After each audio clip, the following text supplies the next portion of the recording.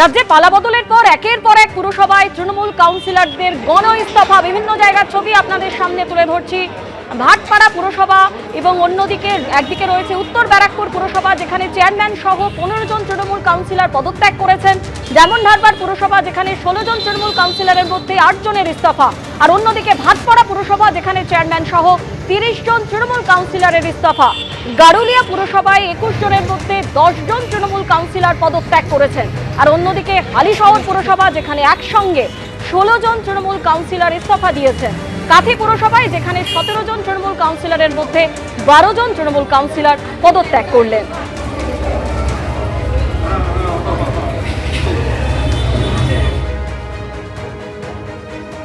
আর এরই পাশাপাশি ডায়মন্ড হারবার পুরসভা, যেখানে 8 তৃণমূল কাউন্সিলরের পদত্যাগ। পুরসভায় 16 জন তৃণমূল কাউন্সিলর, যাদের মধ্যে 8 জন তৃণমূল কাউন্সিলর পদত্যাগ করলেন। এসডিওর কাছে গিয়ে পদত্যাগ পত্র তৃণমূল কাউন্সিলরদের।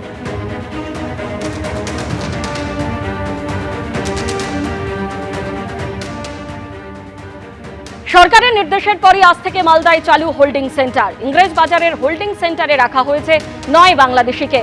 9 বাংলাদেশের মধ্যে 3 মহিলা সহ 6 জন নাবালক ও নাবালিকা আছে। 9 বাংলাদেশিকে গাজল থেকে ধরে আনা হয়েছে।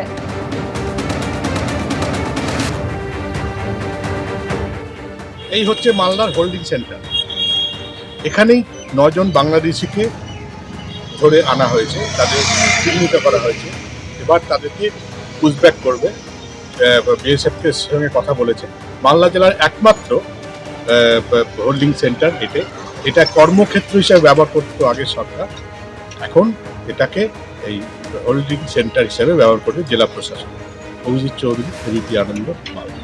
আমাদের ভারতীয় নাগরিক নয় এরকম যে সমস্ত ব্যক্তি আছেন, তাদের তো অবশ্য হচ্ছে পশ্চিমবাংলা থেকে বা ভারতবর্ষ থেকে, আমাদের দেশ থেকে, তাদের নিজেদের দেশে এখান থেকে তাদের ব্যাসবাস করতে হবে।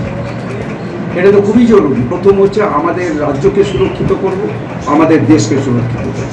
যা এতদিন ধরে তৃণমূল কংগ্রেস যা আমাদের রাজ্যটাকে ওই রোহিঙ্গাদের, সন্ত্রাসবাদীদের, জিহাদিদের একটা করিডোর হিসেবে ব্যবহার করার সুযোগ করে দিয়েছিল। অন্তত ইনফিল্ট্রেশনরা ভয় পাবে, সন্ত্রাসবাদীরা ভয় পাবে। দেখুন, এটা নাগরিকত্ব দেওয়া বা অবৈধ প্রবেশ কমপ্লিটলি কেন্দ্র সরকারের হাতে। কেন্দ্র সরকারের কাছে নিশ্চয়ই কোনো তথ্য এসছে, তারা এটা করছে। সত্যিকারের যারা বিদেশি বা ইনফিল্টার্স, তাদের বিরুদ্ধে শাস্তি হোক, কিন্তু যারা ভারতের নাগরিক তাদের বিরুদ্ধে যাতে কোনো এই ধরনের দমন-পীড়ন না হয়। এবিপি আনন্দ, এগিয়ে থাকে, এগিয়ে রাখে।